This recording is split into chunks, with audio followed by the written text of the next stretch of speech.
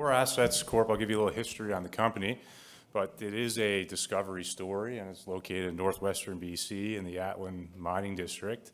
And the company started off as a private company back in 2017, and it was based upon an idea that I had about, why was there no exploration work done northwest of the Golden Triangle?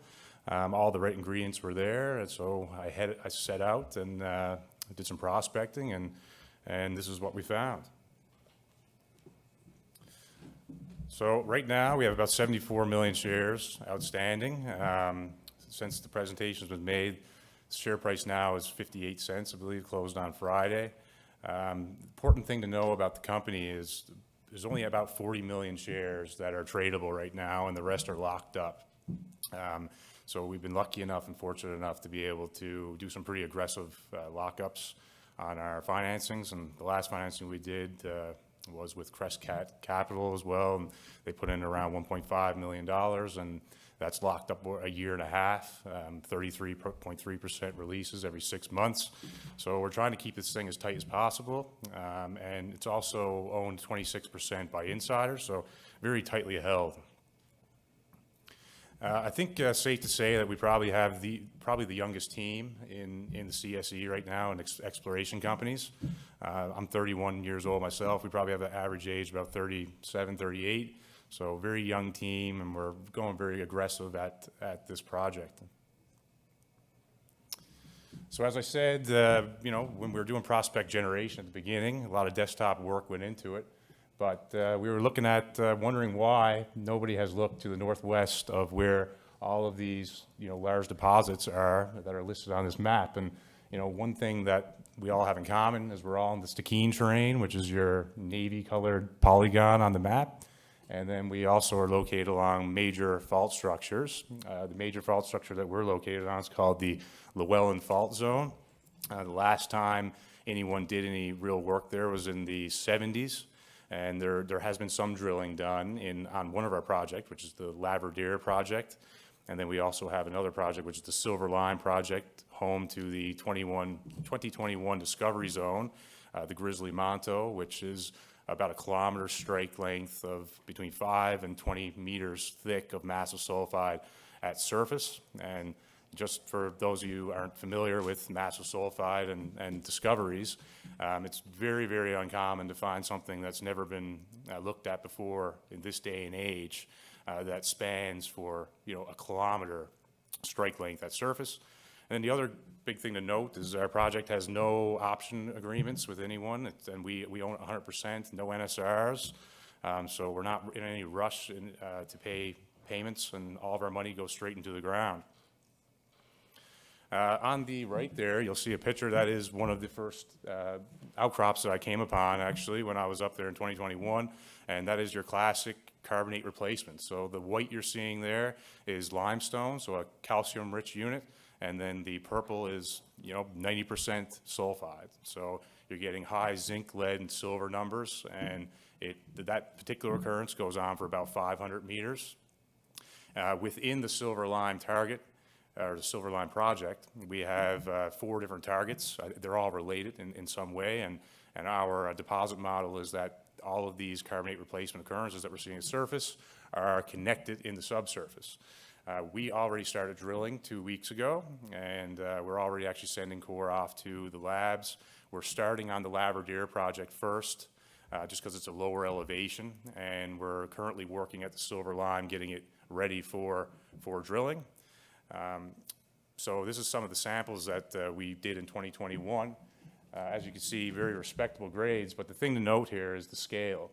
So we have massive sulfide occurrences, so a superficial mineralized surface of 6.6 kilometers by 1.8, and that's different from an alteration surface. This is actual massive metal in the ground occurrences. All of these occurrences are separate, and it goes on for 6.6 kilometers. You'll see there's a little bit of a gap there up in the top northwestern corner, and that's where the glacier runs down. So we actually walked across the glacier, and we picked up the system again on the other side. And all the numbers you see on this slide here this is a cumulative average of every single sample that we took. And obviously the numbers speak for themselves. They're high grade samples, and And right now, we think that we have the largest untouched carbonate replacement mineralization at surface in probably in the world right now. So this is a image from our SAT imagery that we did. And again, it just gives you a sense of grade and scale. And again, all the numbers you see here are every single sample we took, and all of our samples are of massive sulfide coming up in a limestone unit, a very calcium-rich unit. So one of the important things about CRDs is you got to have a very favorable rock unit, and that's what separates us from some of the porphyry deposits down in the Golden Triangle area. We have a limestone bed here that goes on for 40 by 60 kilometers, and it's obviously very favorable with regards to permeability and porosity. So your fluids are going to follow their way just like an animal would in the woods, takes the path of least resistance, and if you're lucky, it can find its way to the surface, but it's very uncommon for that to happen. So we also did what's called a VTEM survey. It's a versatile time domain electromagnetics, which is an airborne survey. We did that last year.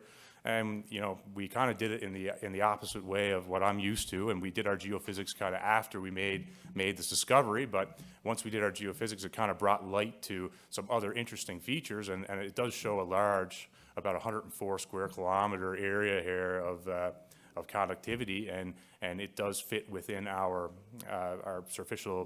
samples that we've taken, and to date we've taken 365 surface samples in the area. So we're going to use, once we tap into this system, if we're fortunate enough, we'll be able to use this geophysics and actually get reference of what it actually means.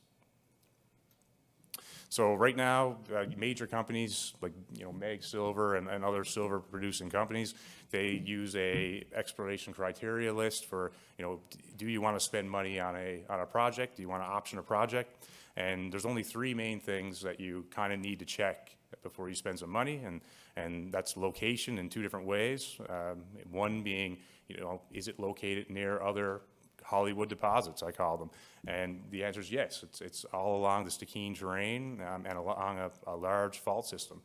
Do you have a lot of carbonate in the area? You have to have carbonate unit. You need to have a unit you can replace in order to make these deposits. So we check that box as well, and obviously it's a large unit at surface, and it's obviously permeable and has the right porosity and permeability to produce a large deposit. And then also you want to separate your deposit from other deposit types like MVT or Irish type deposits, and basically the higher silver numbers you get, the better. So the quicker you can get above 400 grams per ton silver, the better that you could be in a carbonate replacement system.